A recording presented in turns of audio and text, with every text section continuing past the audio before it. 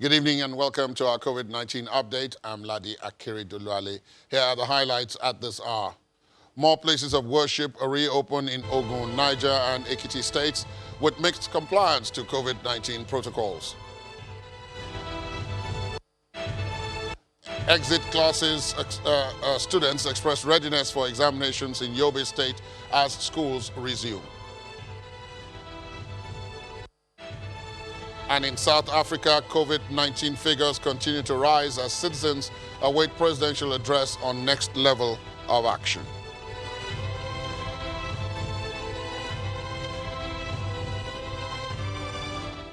We start off with the news that religious activities have resumed in several states, but we start off in Ekiti State. After about 20 weeks of shutdown to COVID-19, religious leaders of the Muslim faith who had expressed concerns over the resumption date have now opted to resume after clearing with government. Babajide Agbeyo gives us the situation report. This is the Central Mosque, or Yobe, in Adodi Ekiti State capital.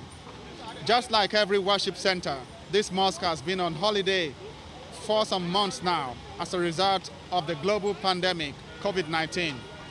But today, with the go-ahead given by the state government, worshippers have been able to gather again to perform their religious rites.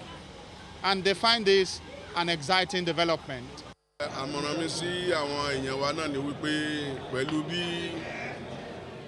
My advice for our people is that they should adhere to the directives by the government and health workers in the state regarding the use of face masks, washing of hands, and social distancing when inside the mosque. And I use this opportunity to implore all Muslims in Ekiti State and Southwest in particular to please follow this advice. The Minister of Environment came here, fumigated the whole mosque, that's one. Even before that, yesterday, we have bought water, kegs, we have bought all the materials being used for this thing, believing that we will resume earlier than this time. So therefore, we met all the requirements of COVID-19 pandemic rules and regulations. All the rules may not have been met 100%, but it is expected that as more gatherings take place, more caution will be put in place. Babajide Agbeyo for COVID-19 update. Mosques across Ogun State have also been reopened for activities, and this follows the lifting of ban on religious activities by the state governor, Dapo Abiodun. The worship centers are being reopened after more than 4 months of inactivity, measures to put in place to reduce community spread of COVID-19.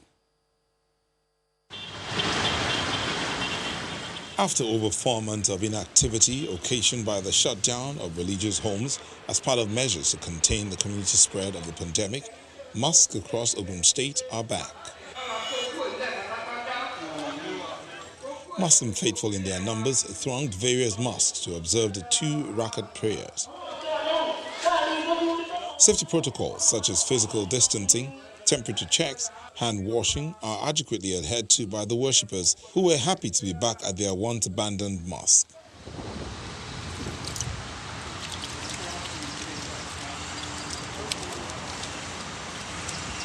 I feel happy and excited.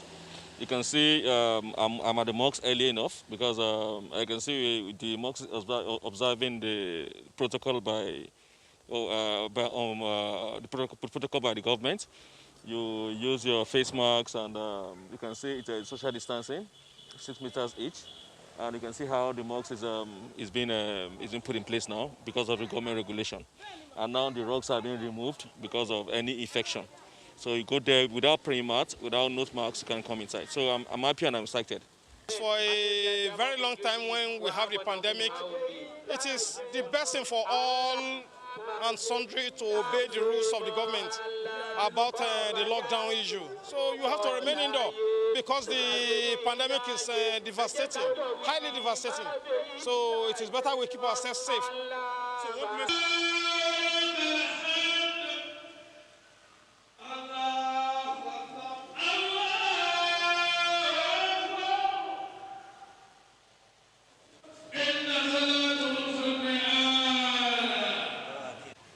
Speaking through the Southwest coordinator of the League of Imams and Alfars, a chief imam of Egbaland admonished the faithful to continue to abide by his safety protocols as stipulated by the authorities and pray for unity and the progress of the country. We have followed the guideline and instruction of our government. I want to urge the Muslim to pray, to use this opportunity back into the mosque, to pray to the government of Nigeria, to pray for the COVID-19 pandemic, to pray for the peace, security in Nigeria, to pray for the economy in Nigeria, to pray for all Nigerians, both Muslim and Christian. Ogun State has so far recorded 1,521 active cases of the virus with 24 fatalities. 206 cases are being attended to in isolation centers across the state. These no doubt calls for sustained adherence to safety protocols as directed by the authorities.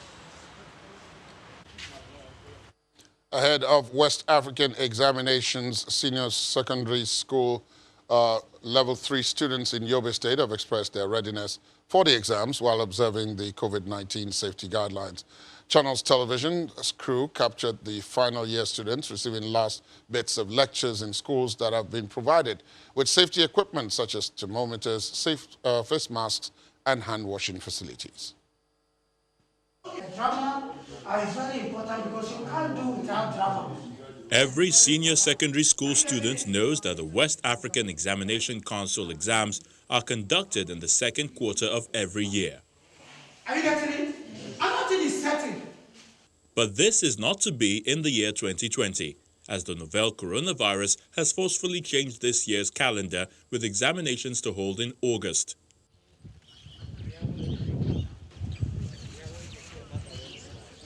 Despite the 5-month stay at home, exit students in Yobe State expressed their level of preparations.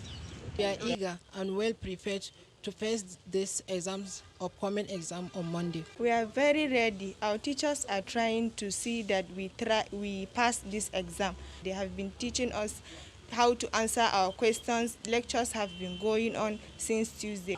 Some say the e-lessons organized by the state government while at home had made remarkable impact. Specifically, it will help them because we're focusing on the syllables they're going to write their exams on. That's the syllable we followed in the e-learning teaching system. We followed the WAEC syllable and NICO syllable system. So preferably, all the things that we taught them is relating to that syllable. So it's expected that they've learned something, and it's expected that it's going to help a lot in the way they are going to write their exams. For the past 4 months, we've been at home and we are always reading our books, and also our teachers have engaged us in where we should go concerning the WAEC.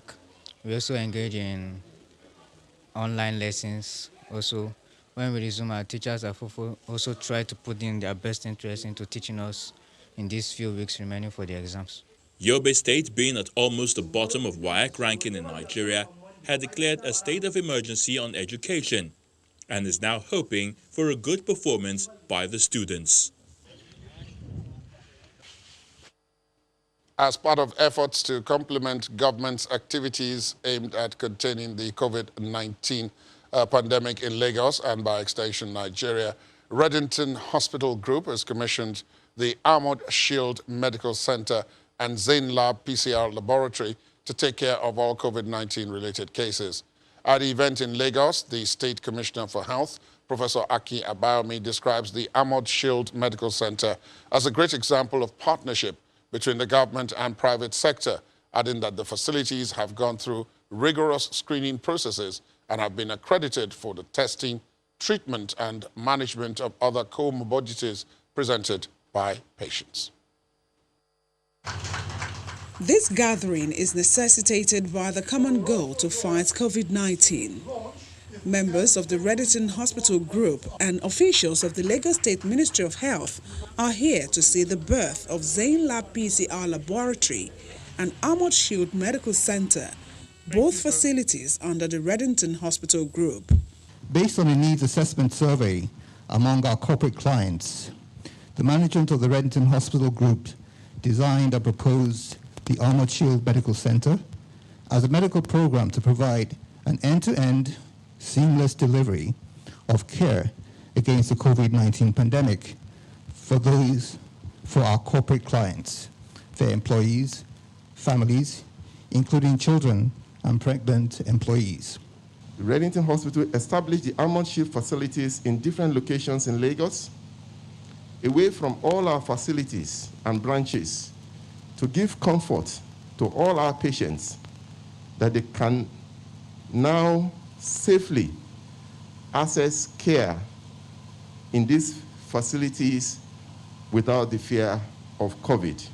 It's not a day for long speeches as a special guest of honor, who is the Lagos State Commissioner for Health, Professor Akin Abayomi, launches the Zain Lab PCR Laboratory and Armored Shield Medical Center for COVID-19 testing and treatment.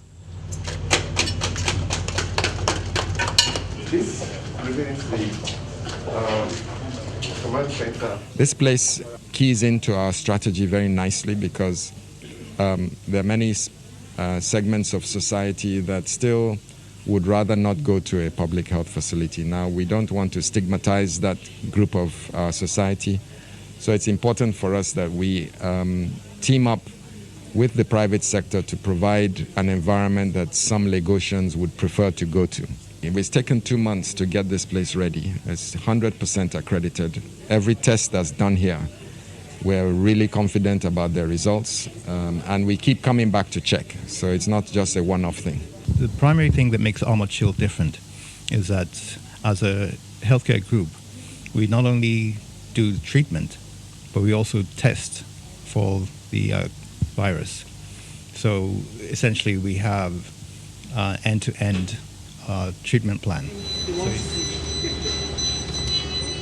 The new medical center, built in phases, offers PCR testing for COVID-19, 50-bed private isolation wards, computed tomography or CT scan, high dependency and level 3 intensive care units with state-of-the-art equipment and a multidisciplinary panel of specialists. We have 2 high dependency rooms as well as 2 ICU units. So for the ICU unit, which is a level 3, we have things like the ventilators, of course, your bypass, your BiPAP.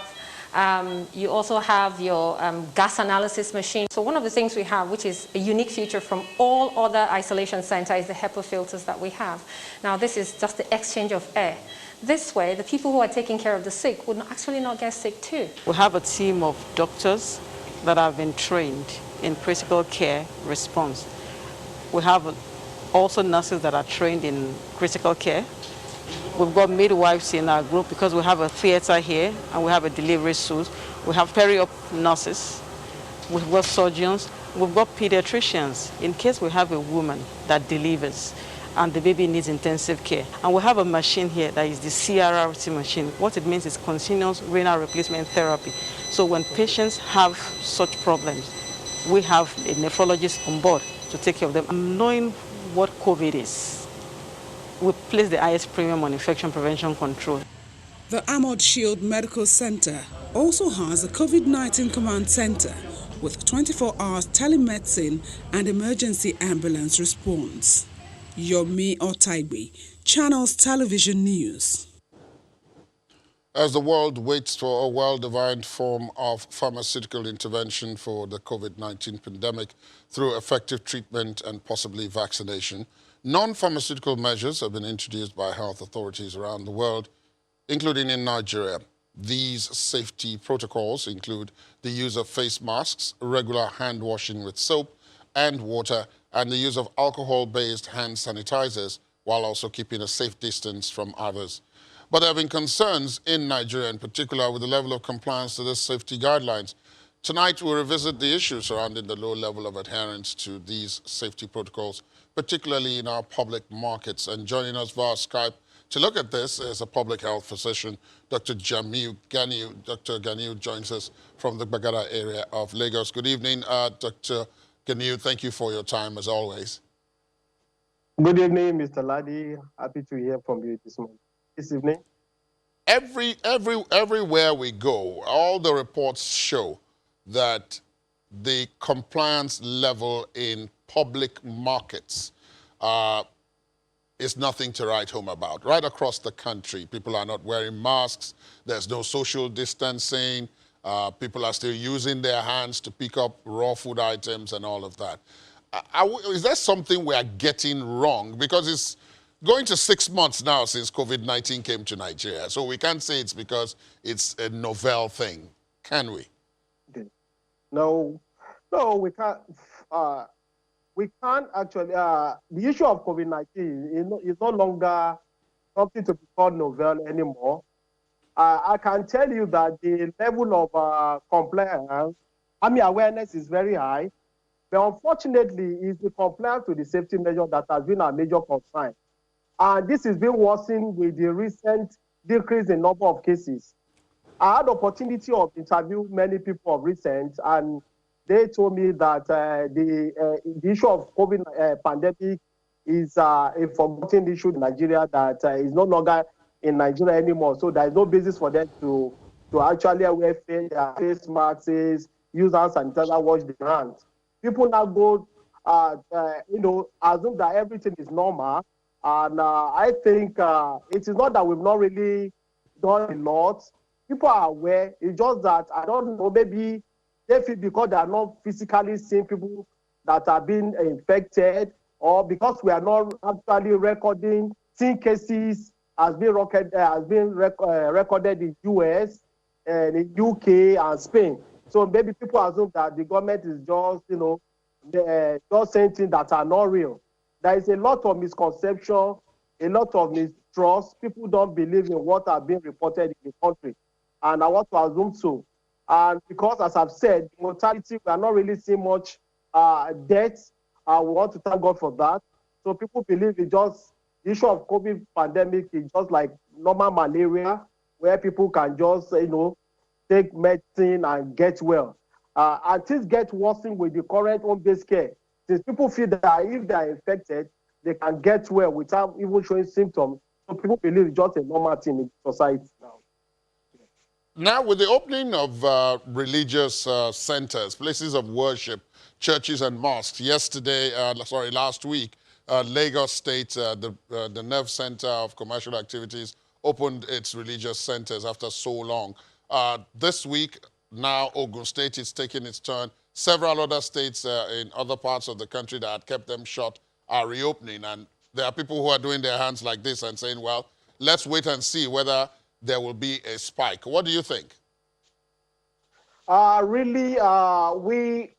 wouldn't, since I witnessed what actually happened last week, I think the religious home for some time, since last week, it seems that they're actually complying with the protocol. But my worry is that at the beginning, people will comply just to satisfy what government wants. But along the line, they will just, loosen up, and the level of compliance will just go down. So that applies to the issue of religious is not in isolation. We've had that with that of the transport system. We've had that with the marketplaces. Currently in Lagos State, the issue of enforcement of face mask in public transport is no longer the usual thing. Compared to when we all started the easing of lockdown. Currently, when in the public transport these days, you find some people wearing masks, where some people are not wearing masks. So I hope it will not be the same thing. Since we opened the religious home last week, you will see at the beginning, you see people complying. That along the line, people will just give up and start thinking that everything is normal. So I'm hoping that maybe with proper monitoring, we'll be talking about engagement. The issue of engagement is key to ensuring that we sustain all these safety measures, because the religious home constitutes one of the clusters on which the virus can easily be spread. So I will advise that there should be continuous engagement with these people. It shouldn't be a one-off thing. It should be a continuous engagement, so that apart from engaging them, there should be proper monitoring and supervision by the concern. We are not saying police should go there. We have people in the local government who can, like the environmental people, the neighborhood people, they can be used to ensure that things are being done appropriately, so that we may not witness a spike in the number of COVID cases as we open our religious home. Indeed. Thank you very much, Dr. Jamil Ganiu. We'll be looking very closely at that, and we might be inviting you back to come and take a look at it once things tend to settle, both in terms of the religious centers, the markets, and some of the other places that are now being reopened. Thank you for your time this evening. Thank you. Thank you very much. Thank you. We'll take a break. When we come back, we'll give you the latest figures as they stand today from the NCDC on the state of the caseload of COVID-19 in Nigeria. Please stay on with us.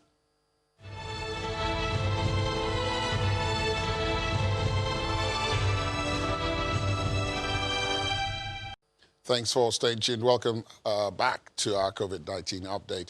Over 1,000 privately owned junior secondary schools in Niger State are to reopen on August the 17th, that's next Monday, for exit classes. According to the state government, 202 public junior secondary schools will also reopen a week after the private schools have reopened. At a one-day sensitization workshop for administrators of junior secondary schools from both public and private sector, the state government says the gradual reopening is to ensure the safety of students and teachers. Emperor Simon has more. More schools are reopening in Niger State, this time around junior secondary schools. The state government has organized a sensitization workshop for principals of junior secondary schools cutting across private and public schools. My dear principals, let me remind you that the task of safely reopening our schools is a serious one. It requires every stakeholder to be involved in the process. For this reason, we are creating the enabling environment for parents, for PTA, SBMCs, communities, traditional and religious leaders, civil society, CBOs, and voluntary organizations to be part of the process. Please do not lock out any stakeholder that is willing and able to contribute meaningfully to the reopening our schools. At least more than 200 public junior secondary schools are reopening, with over 1,000 private schools. The state government says that the reopening is done in batches to ensure safety of the students and teachers. Part of your school hygiene committee or health committee, you need to have one person that is assigned the responsibility of ensuring that everybody in the school, every minute of the day, has his face mask on. Even if the person is an asthmatic, you should please use face mask. Go to the hospital and get treatment once there is a crisis. Don't say because there is attack, then I will not use face mask. No. Use face mask and quickly evacuate the person to the hospital. Niger State currently has a total of 228 confirmed positive cases of COVID-19, with 11 dead so far recorded. From Mina, Emperor Simon for COVID-19 update. Thank you, Emperor. Nigeria's latest COVID-19 figures show the virus is not abating just yet. 373 new infections across 19 states and the FCT means that the country has now crossed the 48,000 mark, with 34,309 discharges and 966 deaths. States with new cases include Lagos with 69, Osun 41, Kaduna and Oyo 40 each. The FCT has 35, Plateau 22, Rivers 19, Kano and Ondo 17 each.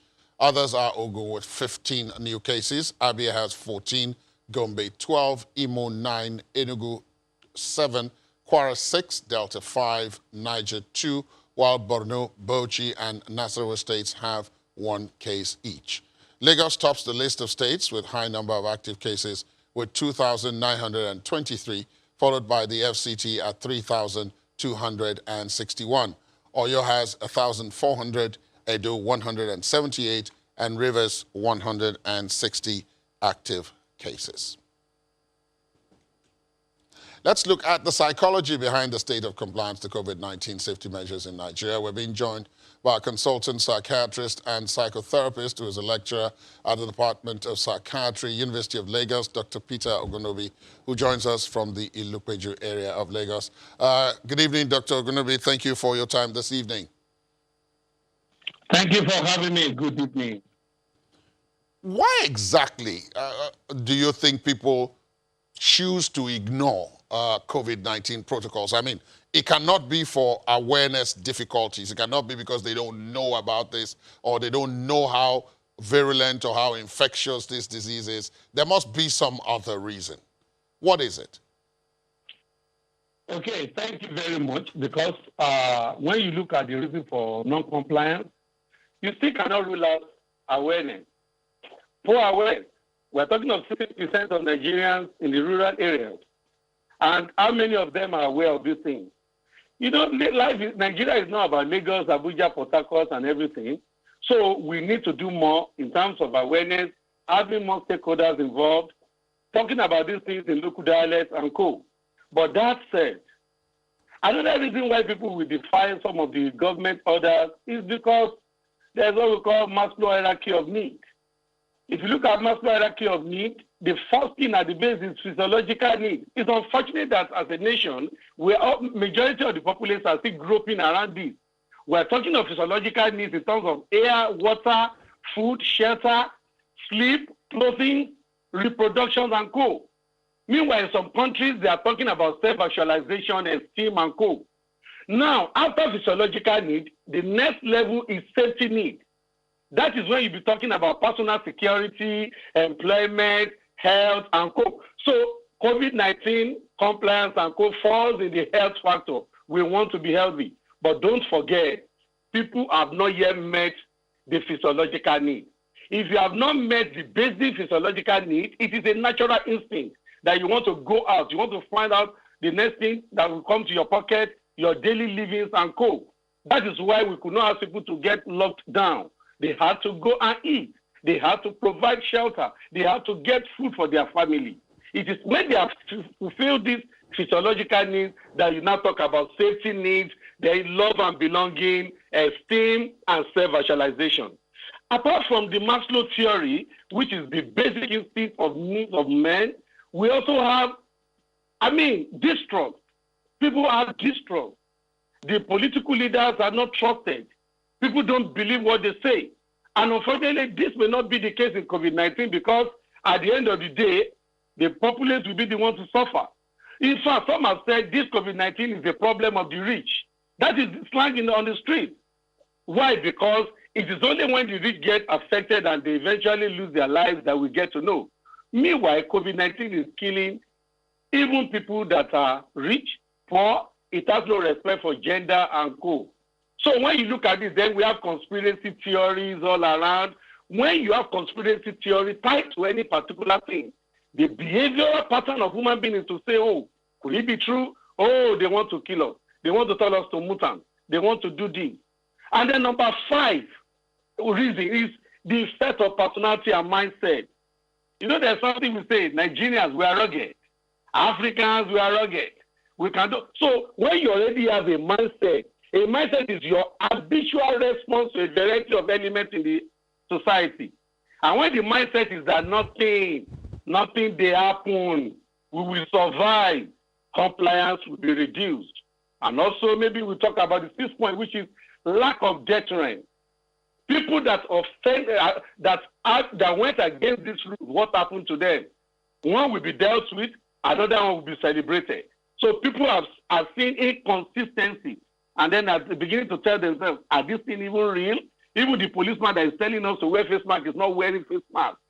So the rules are not consistent. And when you have inconsistent rules, then abuse is inevitable.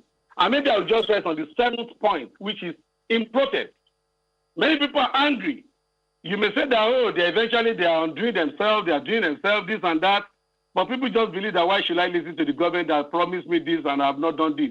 I'm not going to listen. I'm going to be defiant. And this and so many could be the reason why people are just taking the regulations with levity and they're having like a dassical attitude towards it.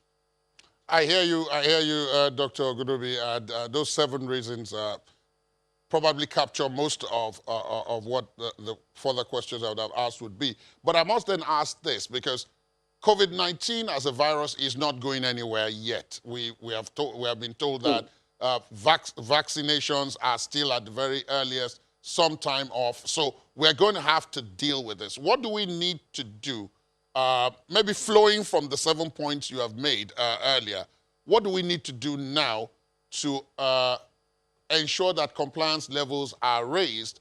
Because our numbers are going up, slow and steady, but they are going up. And that is in spite of the fact that we're not doing as much testing as we should. Yeah. Well, this is very fantastic question, and it is very important that our government, from the local government, the council, the state, and the federal government should actually take these things serious.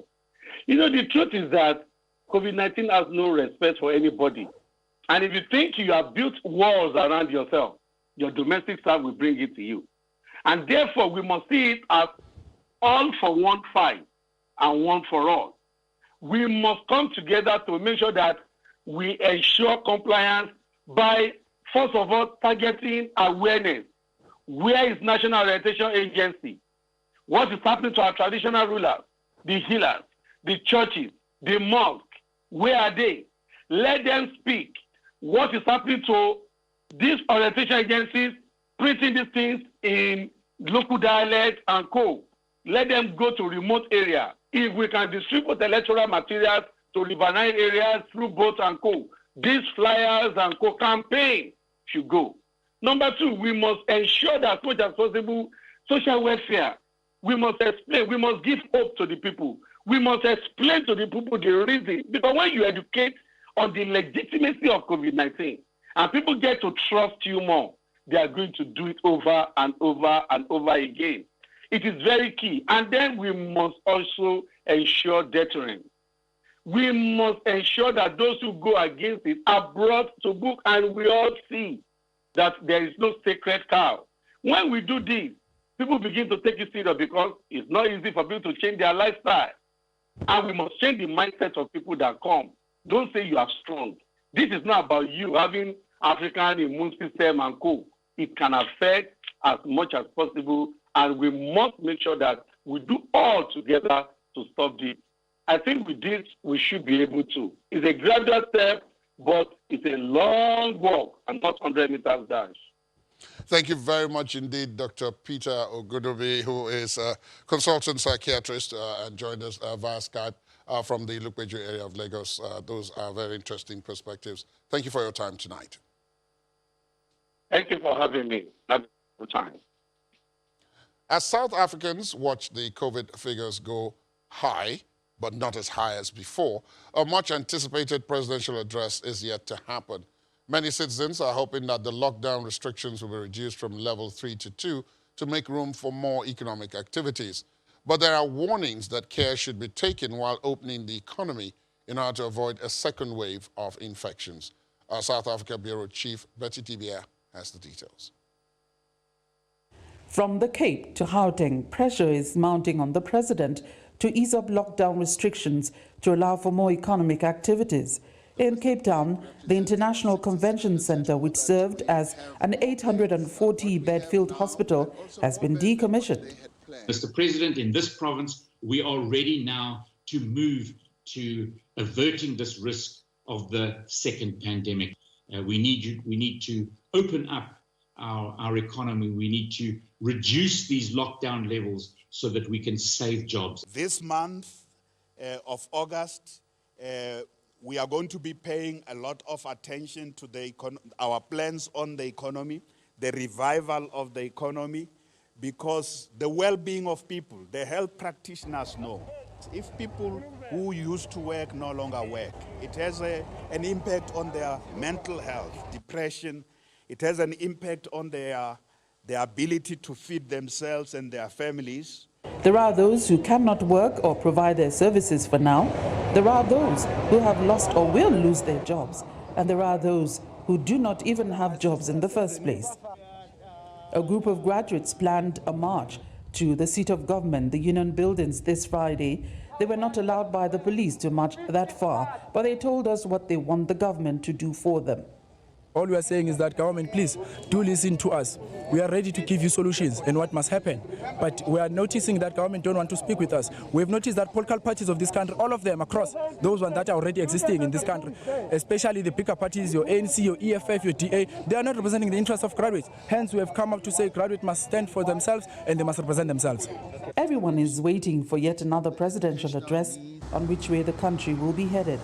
And the scientists advising his government say while there's a decline in daily COVID positive numbers boosting confidence, any easing up of restrictions on alcohol and large gatherings must be mindful of situations that could bring back another surge in infections. Ahead of the much expected speech by the president at his direction on Thursday, the National Economic Development and Labour Council, NEDLAC, has set up a high-level committee to finalize the country's Economic Recovery Action Plan. That plan will be submitted to Cabinet for endorsement. From Johannesburg, South Africa, Betty Dibia for the COVID update. Let's talk now to Betty. She joins us from the commercial capital of South Africa, Johannesburg. Hi, Betty. Nice to see you. Same here. We're still looking at a mixed bag here in terms of walking a fine line between health and livelihoods, shall we say.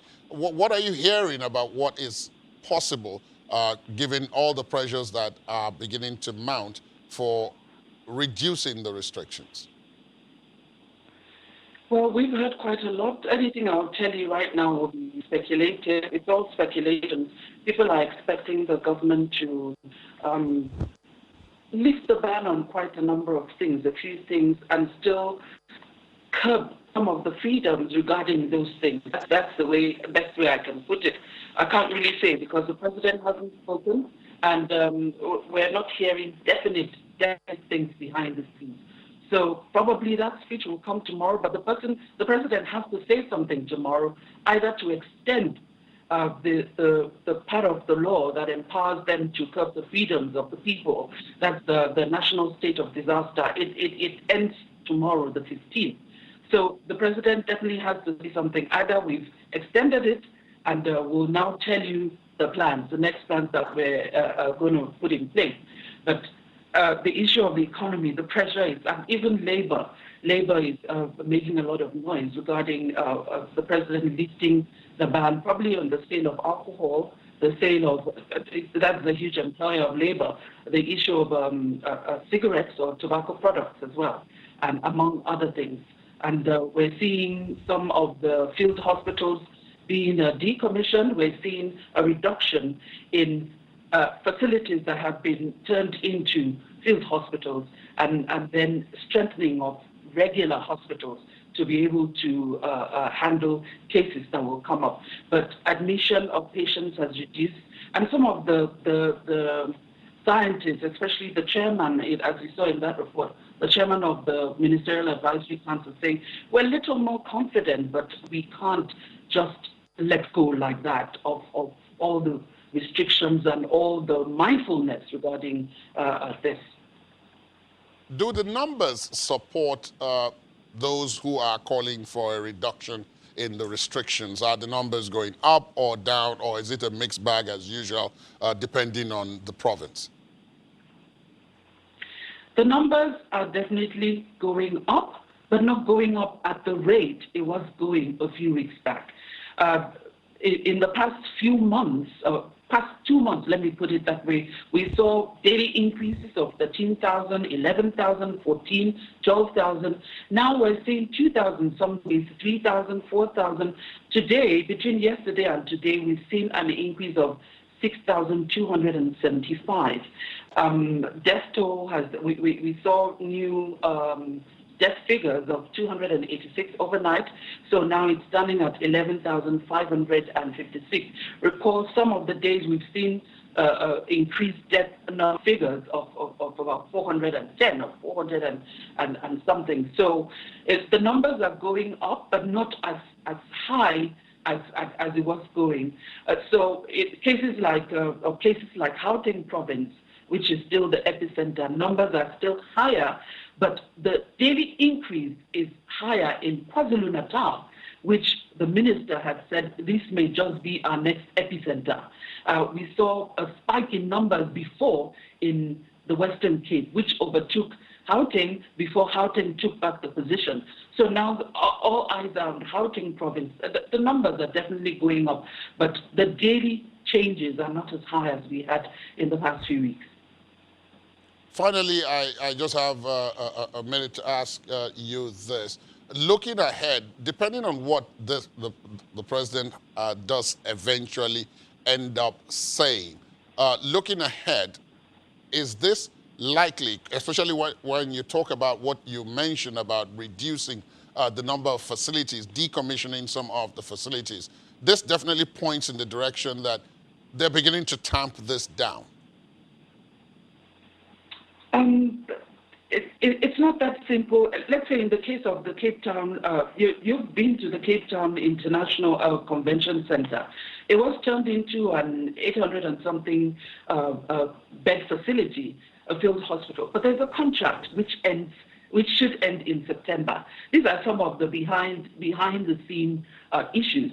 So they're saying, do we have, if we have an 840, for example, hospital space or field hospital space, and we're only having 60 people being admitted in such a facility, does it make sense to extend the contract or not? We're seeing hospitalization reducing. As Professor Abdul Karim said, the number or the pressure on the facilities, the medical facilities, has reduced. So hospitalization has come down. If you're having 579,140 as of today, and recovery is 461,734. So you see that fewer people, if you spread that across the provinces, you have fewer people being hospitalized. People are recovering. Recovery rate is currently standing at 79% as of today. So does it make sense to just leave those, or do we ebb or reduce those field hospitals that can be used for other things, or renew the contract and keep them, or we strengthen the facilities, regular hospitals that are in place, strengthen them further to deal with any eventuality, at least for now. Unless, if it's not well managed, there's another surge or another spike in numbers. We don't know. But those are some of the considerations that they're having. That's apart from the issue of looking at the economy to revitalize the economy as well. Thank you very much, Betty, for your reporting, and do continue to stay safe out there. Thank you very much. President Donald Trump has announced the federal government will partner with medical supplier McKesson to rapidly distribute a COVID-19 vaccine once a viable candidate emerges. This comes as the Centers for Disease Control and Prevention says nearly 41% of U.S. adults reported struggling with mental health or substance abuse. Measures to curtail the spread of COVID-19 have caused a decline in mental health and an increase in substance abuse, according to the center. Here's our Washington, D.C. correspondent, Maria Bird, with more details. COVID-19 has hit record numbers with over 5.1 million cases and 164,000 deaths in states like Florida and Texas, still on the rise. Dr. Fauci provides further insight into the U.S.'s inability to control the virus. That states, I think, did not go by those checkpoints where you had the gateway, phase 1, phase 2, phase 3, that we spoke about many times at the White House press conferences. I think that there was a bit of both of those things which led to the surges that have occurred. Thank goodness now that people are pulling back and tightening up, and they're starting to turn around in several of those states. What we got to make sure we get careful is that other states don't repeat what happened there, because we really want to avoid any more of those surges related to not approaching the reopening process in as prudent a way as one should. The brighter side of things, if you look at the curves of the states that were hot in the sense of surging, remember, we had a baseline, Jeff, of 20,000 cases a day. And that was a problem, because if you want control, you've got to get the base down way lower than that. So when you start off with a baseline of 20 over multiple weeks, Then when you open up, whether you do it prematurely or you do it correctly, but some people don't abide by it, what you see is what we saw. Went to 40, 50, 60, 70, which was just not acceptable if you're trying to get something under control. As some schools in the U.S. began to reopen in the past 4 weeks, the number of COVID-19 cases for children have increased by 90%. This escalates the need for the vaccine. This past week, the U.S. invested billions of dollars in Johnson & Johnson for vaccine development. We give them two shots. After the second shot, we take some blood. We mix that blood that has the antibodies in it that could be protective, and we mix that with virus, and we see if the virus will grow. And you actually dilute that out, and that can actually give you a measurement of how much antibody you have. And so the striking thing about our vaccine is that it gives you a lot of antibody. It should be very protective. The U.S. is at the end of its summer season, and many scientists are nervous about the fall and winter seasons in the wake of COVID-19. From Washington, Maria Bird, Channels Television News. Thousands of holidaymakers are racing to return to the United Kingdom with quarantine restrictions imposed in France coming into force from tomorrow. The 14-day isolation requirement also applies to people arriving from the Netherlands, Monaco, Malta, Turks and Caicos Islands, and Aruba. Eurotunnel trains are booked up while air travelers face steep rises and extra ferry services have been added. That's our COVID-19 update for tonight and for this week. You can take a closer look at some of all the numbers and indeed the stories by visiting our website, channelstv.com. There you'll get more updates and a better understanding of all the stories as well as what you need to do to comply with safety protocols. There will also be, of course, stories on other issues, politics, sports, and business. Thanks for joining us. I'm Ladi Akari Doluade. Do have a wonderful weekend ahead and stay safe.